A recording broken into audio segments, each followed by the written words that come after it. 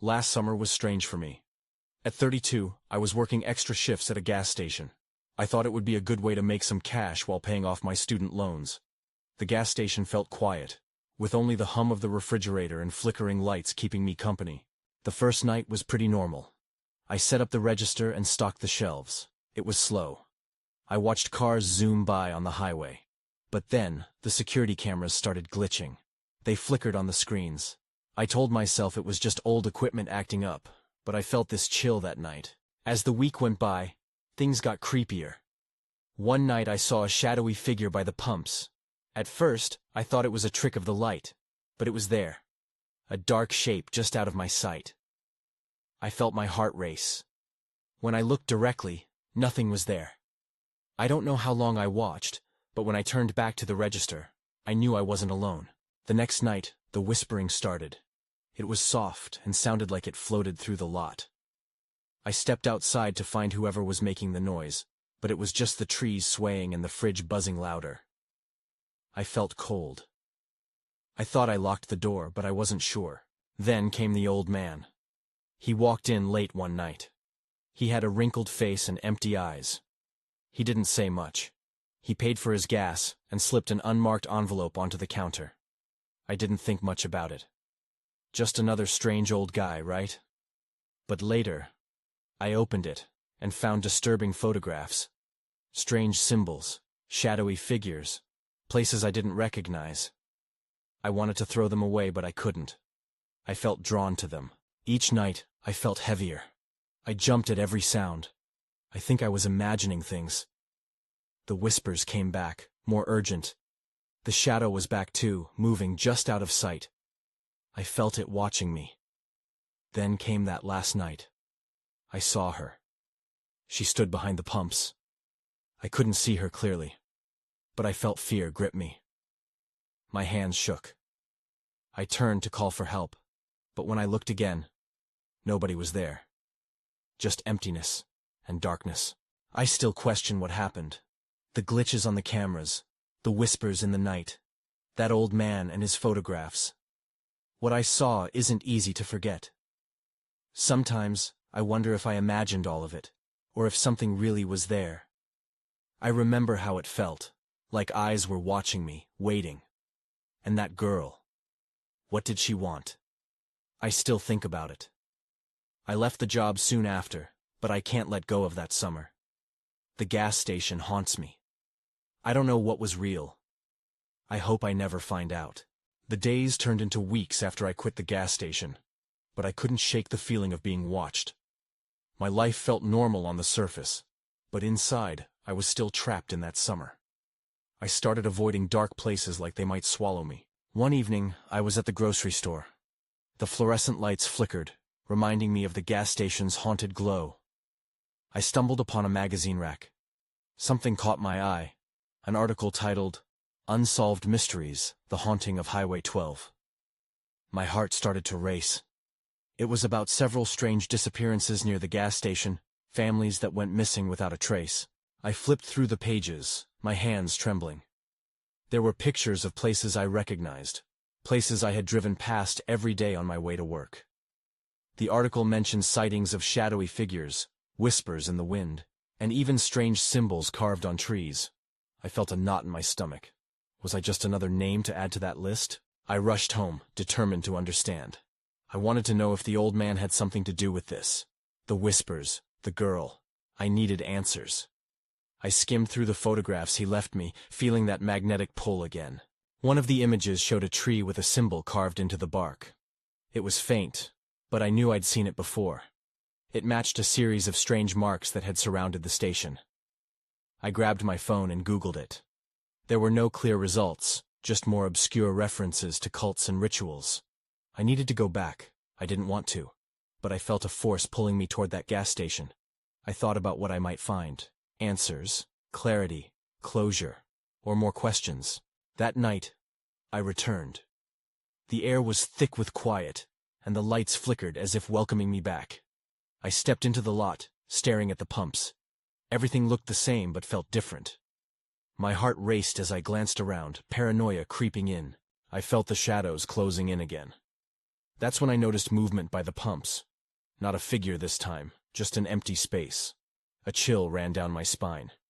I remembered the girl and the whispers. They were leading me back, like I was part of something I didn't even understand. I turned to leave, but then the whispers grew louder, wrapping around me like a cold blanket. I was frozen, half wanting to run and half wanting to know. That's when I saw it. On the ground, half buried in dirt. A small piece of metal glinted in the moonlight. I bent down to inspect it. My breath caught in my throat. It was a pendant. On it was the same symbol from the old man's photographs. It felt wrong in my hand, like it carried a weight I wasn't prepared for. I didn't just uncover a piece of jewelry. I felt like I uncovered a connection. To the gas station, to the girl, to everything. And suddenly, I wasn't alone. I turned to the pumps, and there she stood again. Clearer this time. The girl. Her eyes were wide, unblinking. She pointed into the darkness behind me, a silent plea that made my skin crawl. What was out there? And why did she want me to look? My instincts screamed at me to run. The girl's expression was urgent, her eyes reflecting a longing I couldn't comprehend. But the pull of the pendant was stronger. I hesitated, torn between fear and curiosity. "Please," I whispered, though I knew she couldn't hear me. I slowly turned to face the darkness behind me. The shadows seemed thicker there, like they were drawing closer, waiting for something. "Who are you?" I muttered. "What do you want from me?" In answer, the air turned electric. A sudden rustling alarmed me. I squinted, trying to catch any movement. My heart thundered as I saw a figure step into the dim glow of the gas station lights. It looked human, but too tall and too slender. My body froze. The girl's figure flickered beside me, her urgency now reflected in my rising panic. "Get out!" a voice screeched in my mind, but I was rooted in place. I could feel the pendant growing warmer in my palm.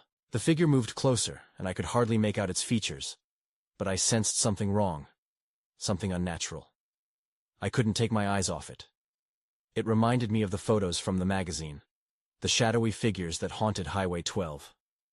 The whispers escalated into a cacophony, rising and falling like a wave crashing over rocks.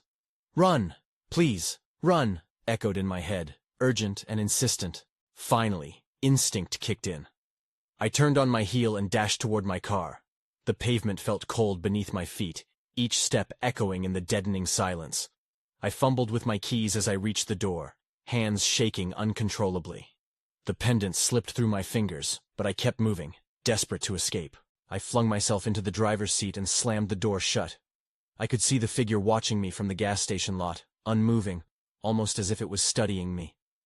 The girl's shadow hovered at the edge of my vision, her eyes pleading. I tore out of there, barely glancing back. My mind raced with questions. What had just happened? Was that figure tied to the disappearances? And the girl, was she just as trapped as the others? I drove home, heart pounding, every muscle tense. I couldn't shake the feeling that something terrible was still out there.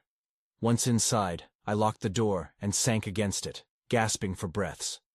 As I stared at the pendant lying on the table, I saw something glinting in its metal. I picked it up again, examining the symbol carefully. The warmth was gone, but the weight of its presence lingered in my mind. That's when I noticed details I hadn't seen earlier. There were tiny figures etched around the symbol, almost like they were scenes from a dark story. I leaned closer, my stomach churning. Was it possible this was a map of sorts? But before I could explore further, a loud crash outside shattered the silence. I froze, dread pooling in my stomach. Someone, or something, was out there. I crept to the window, peering through the blinds. The night was heavy with an oppressive stillness. And then I saw it. The figure was now outside my house, standing under the streetlight, facing me. Panic surged through me. I stepped back, my breath quickening. I had to find out what this meant, but I wasn't sure if I was ready to face whatever was coming next. I pressed my back against the wall, straining to see through the gap in the blinds. The figure didn't move, just stood there, cloaked in shadows, as if waiting for something. I couldn't shake the feeling that it was watching me. Then, a faint whisper reached me through the cracked glass. It was barely audible, like the rustling of leaves, but it stirred something deep within me. "Help me," it breathed. My heart dropped. Was that the girl's voice? I stumbled back from the window, eyes wide. I needed a plan, but my mind raced, refusing to settle. Fear clawed at me. Who, or what, was out there? My chest tightened at the thought of confronting it. But what if it was linked to the girl? I couldn't ignore that. I glanced back at the pendant resting on the table. Maybe it held answers, or clues. I needed to know more about it, to uncover its secrets. I took a deep breath and hurried back to it. As I reached out to grab it, the pendant shimmered faintly, almost urging me to pick it up. Gingerly, I lifted it, tracing the engraved figures with my fingertip. They didn't merely tell a story. They felt like a warning. My stomach turned as I squinted at one intricate carving. It looked like a person standing beside a gas station. But why? And why did it have the same haunting expression as the girl? Then, a sudden noise jerked me back to reality. A loud pounding erupted at the front door.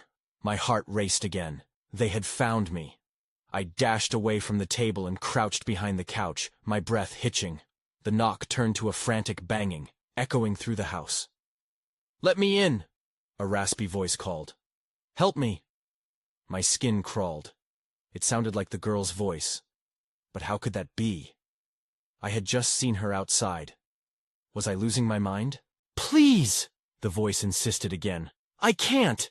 Don't let it take me!" Panic surged through me. Whatever was outside wanted inside, and I couldn't figure out if I should let it in or flee through the back.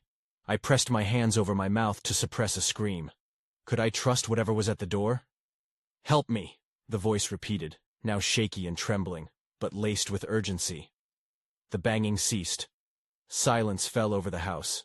I took a deep breath, my eyes darting toward the door. The pendant felt heavy in my palm, alive with energy. Maybe it could help me understand what was happening. Then something caught my eye outside. At that moment, a shadow moved past the window, long and wary. Against my better judgment, I crept a little closer to the door to peep through the peephole. That's when I saw it. A figure stood just inches from the door, eyes gleaming like polished stones. I recoiled, fear clutching my chest. I didn't know what I was expected to do, but I knew one thing for certain. This was far from over. I stayed frozen, heart thudding in my ears. The figure outside loomed larger in my mind, its gaze boring into me. I needed to get my thoughts straight. Was this creature the same as the one who'd whispered for help? Suddenly, the figure's hands rose, pressing on the door. I froze again, wishing I could will myself to disappear. I wanted to scream, yet the voice inside echoed my caution. What if it was a trap?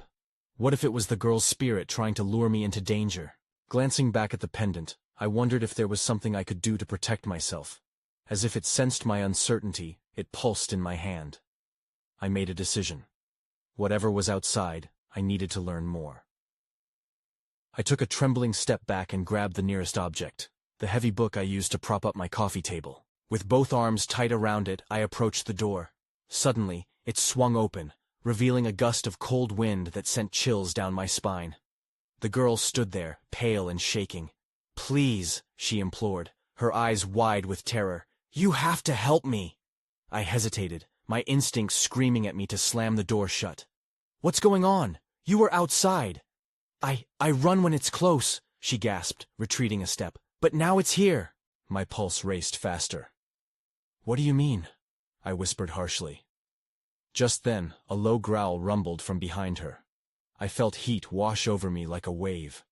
I squinted into the darkness where she had come from and saw something shift. It wasn't human. The girl turned back just in time to see a massive shadow stretch across the ground, glistening eyes pinning her with a gaze of unrelenting hunger. "Close the door!" she screamed, panic breaking her voice before the growling intensified. I couldn't think. My body reacted before my mind fully grasped it. I reached out and pulled her inside, slamming the door behind us. "But it's following me!" she shrieked, frantically looking around the dim room. "We can't hide! We have to do something!" As she paced, I noticed the pendant in my hand began to warm. The engravings glowed gently, illuminating the space with a soft, eerie light. "What is it?" she asked, her voice trembling with fear. "I don't know, but maybe it can help," I replied, hoping it could answer some of my questions. "No," she said suddenly, her face twisting in desperation. "You can't use it. It's linked to what's hunting me." A cold chill ran through me. I felt the weight of my choice.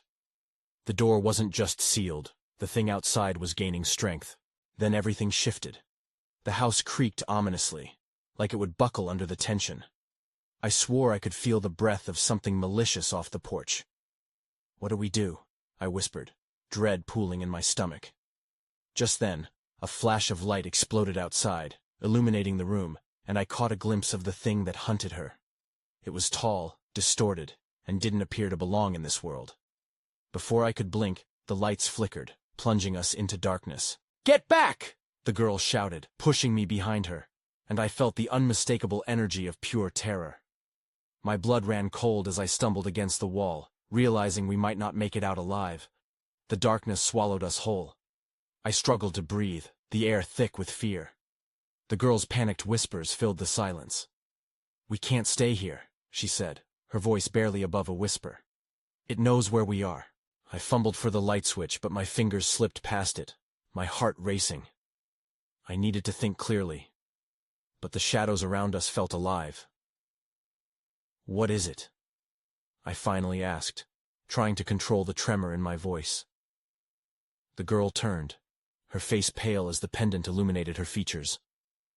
"It's a thing that feeds on fear. It's drawn to my energy." She took a deep breath. "I thought I could outrun it. But—" her voice faltered. A low growling emanated from just outside the door, rattling the thin wooden frame. I jumped. "Can it get in?" I stammered, glancing at the door, willing it to hold. "No, not yet," she replied, but her face betrayed her worry. "It needs an invitation." "What do you mean?" I asked, dread tightening my throat. "It can't enter a space unless you invite it," she replied hastily. "Just don't say anything. Stay quiet." In the weighty stillness, I felt every heartbeat echo through me. I glanced at the pendant again. The glow was brighter now, almost pulsating. I realized it had some power. "Maybe it can help us. It's different, right?" "No," she gasped, shaking her head violently. "It might turn against us. You don't understand." My mind raced. The chaos outside amplified, and the growling transformed into a cacophony of hisses and wails. "We have to do something," I insisted, searching for options. "What if we block the windows? Buy some time." "Blocking won't help! We have to leave!" she cried. Just then, a sharp crack echoed from behind the door, making me jump back. The growling intensified. An angry beast eager to break through. "Listen to me," she said, her expression shifting from fear to desperation. "You don't know what it can do. I've seen it tear apart rooms. It wants me." "Why?" I asked, my voice trembling. But as I looked into her eyes, the once desperate gaze transformed into something resolute. "I was supposed to be its prey," she said, her pulse racing. "But," she half smiled, "if it comes for us, I won't let it take me this time. I've learned how to fight back." I felt a mix of hope and trepidation churning in my stomach. "Fight back? How?" "Use the pendant," she blurted out. Before I could object, another booming crash sounded at the door. My heart nearly stopped. "Do it!" she ordered, panic rising in her voice. "It's now or never!" I raised the pendant, feeling its warmth. The room filled with the glow, and I felt a rush of energy coursing through me. "What do I say?" I shouted over the noise. "Just focus," she urged. "Focus on me. We'll conjure it out." That's when I felt the ground tremble beneath us. The door splintered, and my eyes widened as a shadowy figure began to seep through the cracks, its eyes glowing fiercely in the dark. And then, from the depths of the shadows, I heard a voice, low and rumbling. It wasn't just a growl. It was speaking. "Open the door!" Every instinct screamed as the malevolent force surged toward us. I couldn't tell if I was ready for what I had just unleashed. The shadows pressed in closer, filling the room with a suffocating darkness. I could barely see the girl's face, but I could feel her fear radiating from her. The voice was now right outside the door, a sinister whisper seeding itself in my mind. "Don't listen! she shouted, terror on her face. "It's trying to trick you." I clutched the pendant tightly, its warmth contrasting sharply with the chill creeping through the room. I remembered her instructions. "I have to focus!" I shouted, but I felt the weight of doubt pulling me down. What if this didn't work? The growls escalated, morphing into a cacophony of guttural sounds, overlapping and jarring. I felt a tremor of desperation crawl up my spine. What if I just— "Hold on," she interrupted, her voice sharp. "We can't back down now. Just say what you feel." I closed my eyes, remembering the stories I'd heard about things like this. "You want fear?" I refused to be afraid. My voice rang out against the growing noise. Suddenly, there was silence. The growling subsided, and I felt an eerie pause hanging in the air. It was as if I had struck a nerve, but just as quickly, the growling came back with a vengeance. I could almost feel the malevolent force recoiling, preparing for an attack. "Now, repeat after me," she urged, panic lacing her words. "I summon the light. Show us your true form." "I summon the light. Show us your true form," I called out, and to my surprise, the pendant responded. A surge of blinding light burst from it, pushing back the shadows momentarily. I could see the twisted, dark figure contorting in the doorway, its flame-like eyes narrowing, as if outraged by the light. "Keep going," she shouted. "Don't let it take you." "I refuse to be your prey," I yelled, the words feeling powerful as they left my mouth. The light expanded, bathing the room in a cold glow, but suddenly a deafening crash shook the space. The door gave way, splintering inwards as the creature lunged at us.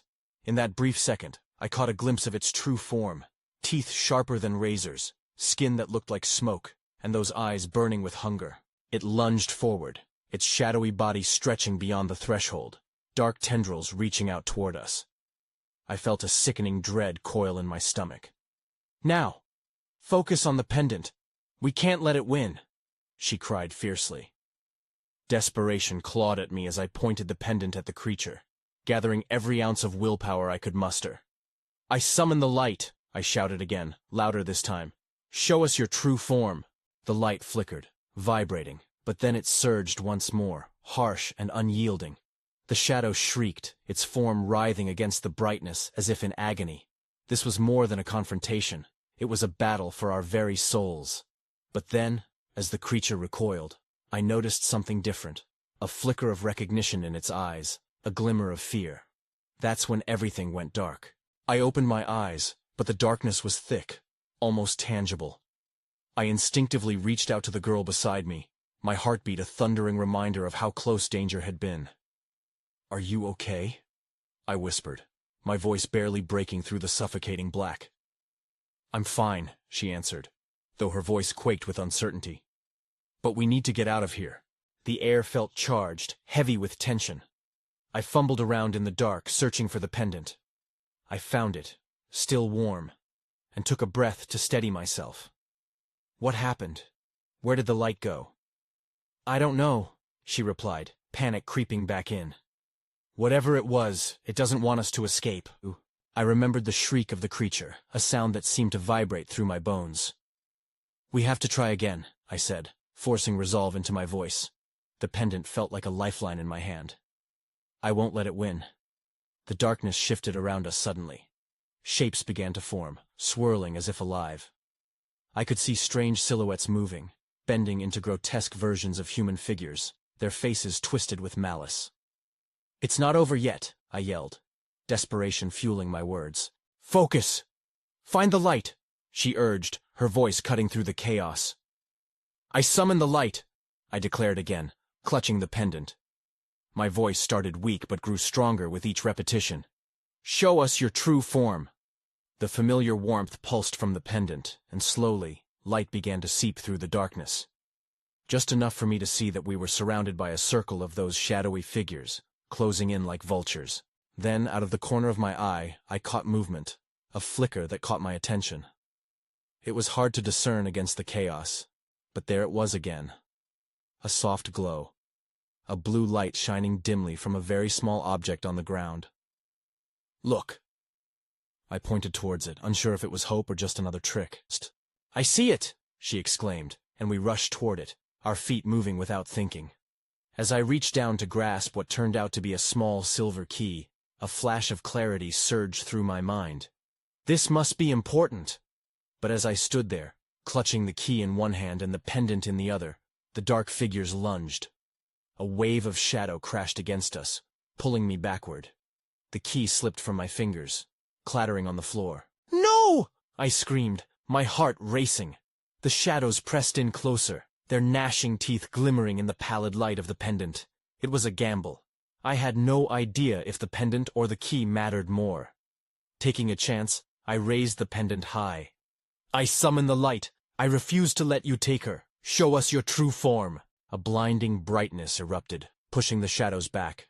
For a moment, I could see the true faces of those gnarled figures, their features warped into expressions of rage. But then, suddenly, I felt a sharp tug. Something was anchoring me back, an unseen force pulling at my very essence. I gasped in horror. That's when everything shifted again. I felt myself slipping away, the room twisting around me. And then, I wasn't there anymore. I landed on solid ground, but everything felt wrong. The air was thick and stale. I blinked, but the surroundings were dim. It took a moment for my eyes to adjust, and when they did, panic sank in. I was outside, but not in a place I recognized. The landscape stretched out before me, an endless desert with cracked earth and shadows that danced in the distance. "Where are we?" I gasped, my breath quickening.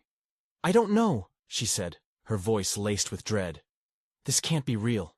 It can't be." I felt the pendant still clutched in my palm. The key must be nearby, too. "We need to find a way back," I said, my voice shaking. "We can't stay here." I scanned the horizon for any sign, any clue. There were no buildings, no roads, just the oppressive heat shimmering off the ground. "We have to keep moving," I urged, trying to sound confident. But doubt gnawed at me. As we walked, I couldn't shake the feeling that we were being watched. Shadows shifted just at the edge of my vision, always just beyond perception. I reached for the pendant, thinking it could guide me. Maybe it can help us find the way home. Then I heard it. A soft whispering that floated in the wind. It was a language I couldn't understand, but it felt sinister. I glanced nervously at her. "Did you hear that?" She nodded, her eyes wide. "What is it saying?" "I don't know," I admitted, a chill running down my spine. "But it's not friendly." We pressed on, heartbeats echoing in the silence. And just when I thought I'd lost hope, I spotted a flicker of color in the distance. It looked like a gas station from a nightmare, a decrepit structure with peeling paint and rusty signage. The flicker drew me in, urging me closer. "We should check it out," I suggested, half hoping for a way to escape this desolation. She hesitated but followed. As we approached, the whispers grew louder, their tone shifting to something mocking. I stepped inside cautiously, the door creaking ominously.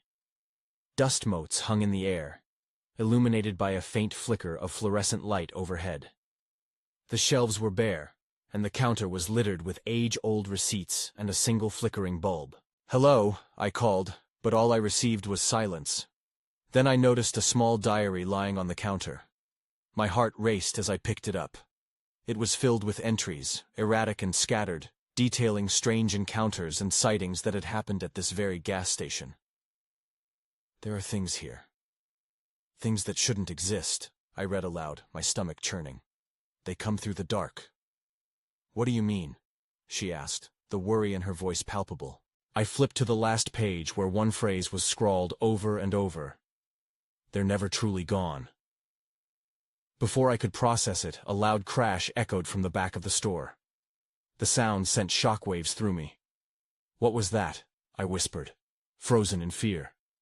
Then I saw it, a dark form darting just behind the shelves, a flicker of movement that sent terror coursing through my veins. "We need to go. Now." As we stumbled back toward the exit, the whispers escalated, morphing into a cacophony of laughter. I felt a rush of dread that told me we weren't alone. I glanced back one last time, heart racing, realizing whatever was lurking in the shadows wasn't finished with us yet. I bolted for the door, yanking it open as a sickening wave of dread washed over me. The air shifted, electrified, as if the inside of the gas station knew what was coming. The moment I stepped out, the laugh of shadows chased us into the night. "Where do we go?" the girl shouted, urgency drenched in her voice as she looked back at the ominous structure. "Anywhere but here!" I yelled, leading the way into the desolate expanse. I could still hear the whispers carried by the wind behind us, urging and tempting, beckoning me back. My heart raced, doubting every step we took away from the horror. "Wait!" she gasped, pulling me to a stop. "What if we go back inside? The diary? Maybe it can help us figure this out." "No, we can't," I countered, panic bubbling in my chest. I paused, catching my breath, weighing differences between running from something and seeking what lurked in the shadows. "We'll find another way. We need to keep moving." With that, I pushed forward, and she reluctantly followed me into the thick night. The landscape around us was surreal, endless and flat, with stars hung precariously as if they were the only witnesses to our plight. I strained to listen, steering clear of the pull that seemed to emanate from the gas station. I kept glancing back, half expecting that figure to come leaping out and devouring the distance we put between it and us. Minutes felt like hours as we trudged through the open darkness. Then, out of nowhere, a piercing shriek pierced the quiet, momentarily stopping me in my tracks. "Was that the creature? We have to pick up the pace," I said breathlessly, but I could feel a weight settling on my chest, thickening the air between us. It was a nagging unease that grew, as the whispers turned into fragments of words, echoing in my ears. "Help us. Come back." "We might not be alone," she whispered, voicing my unspoken fears. Shadows flitted just beyond our vision, flickering at the corners. I could sense them watching, waiting for the right moment. "We will be fine. Just keep moving," I attempted to assure her. But doubt crept in like a shadow sharing the ground with us. Then, ahead in the distance, I spotted a faint glow. It was unlike the gas station's flickering bulbs. Their defective light felt cursed. This was something different, softer, more inviting. "Look," I pointed, feeling hope bloom in my chest. As we approached, I recognized it, a small rest stop with a shimmering light. It was an unexpected sanctuary amid the desolation. "Maybe they can help us," she suggested, her eyes brightening, and I had to agree. I felt a magnetic pull toward it, an escape route from the weight bearing down on us. We hurried toward the entrance, the whispers finally fading into the background. It was inviting, soothing, the kind of shelter that made you forget the dangers lurking outside. But just as we stepped inside, a chill swept over us, freezing our movements. Something was off. The bright light inside seemed alive, flickering too rapidly as if struggling to sustain itself. Framed photographs adorned the walls. Faces of lost travelers, families captured in blissful moments, smiling memories frozen in time. My heart sank as I realized the photographs were turning darker by the minute, each face reflecting a gradual understanding of despair. "What is this place?" the girl murmured, wide-eyed. "Something isn't right." I stepped deeper inside, scanning the walls for hints as cold shivers crept up my spine. Then, I caught sight of one picture, barely illuminated. It showed a group of people, arms thrown joyfully around one another, but their faces were obscured by an ethereal mist that coiled like smoke around them. I turned back to the girl. "I think this is a trap," I said quietly, dread pooling in my belly. "Whatever lured us here, it's—" A sudden clang echoed behind us. The door slammed shut, locking tightly with a resounding click. Panic surged through me. "Run!" I cried, but as we faced the door, the air grew heavy around us. The shadows began to regroup, coiling in on themselves, thickening the atmosphere in the rest stop. "Help us!" The whispers grew louder, wrapping around my mind, invading my senses. "Don't let the darkness take you." I faced the girl, our eyes meeting for a split second, horror in both our expressions.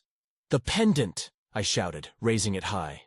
"Use its light. We can't let it consume us." But the shadows were closing in, creeping toward us as if time slowed down. The girl nodded, determination snapping through the fear. "I summon the light. Show us your true form," we cried together, our voices harmonizing in raw desperation. But nothing shifted. The darkness surged, bending reality around us like a twisted mirage. "We won't go down without a fight," I bellowed, the pendant glowing fiercely in my grasp. Desperation burned in my veins like wildfire. The shadows hissed, tearing at the fabric of our moment, but faint stories danced around the edges of my memory. Stories of bravery igniting a light strong enough to sever chains. "I refuse to let you take her," I roared, drawing on every ounce of strength I had left. The pendant surged in response, light erupting outward and flooding the room, pushing against the shadows that had gathered around us. The figures screeched, the sound splitting the air painfully as the light expanded, burning through the gloom. And suddenly, everything shifted. The gas station returned, and we caught sight of ourselves in mirrors, facing our true selves once again. A collective gasp filled the room, the shadows dispelled under the warmth blazing from the pendant. "Let's go!" I urged, grabbing her hand. We sprinted toward the gas station exit, leaping through the doorway just as shadows flailed into nothing. The night erupted into chaos, engulfed in the sounds of escaping fears battling for their last chance. We staggered through the lot, collapsing onto the gravel, breathing heavily. My pulse raced as I glanced back, ready for the shadow figures to come roaring back, but there was nothing but silence. "We did it," the girl whispered, her face pale but triumphant. "For now," I replied, the remnants of dread still curling inside me. But they might not be gone forever. I looked down at the pendant, now dim and cold in my hand. Answers still loomed over us, lingering shadows I knew would never fully dissipate. Though we escaped the immediate threat, pillars of unresolved mysteries surrounded us. The gas station existed on a fragile string, a looming specter of darkness waiting for another moment of vulnerability. But I had hope. Together we'd start piecing together what happened, and why we'd been chosen by fear itself. I didn't need to understand the supernatural. The tale we'd just lived would forever haunt our memories, lingering on the edge of comprehension. As we stood, we shared a determined glance, the resolve of our newfound alliance carving a distinct line through our shared experience. Whatever lay ahead, we would face it together.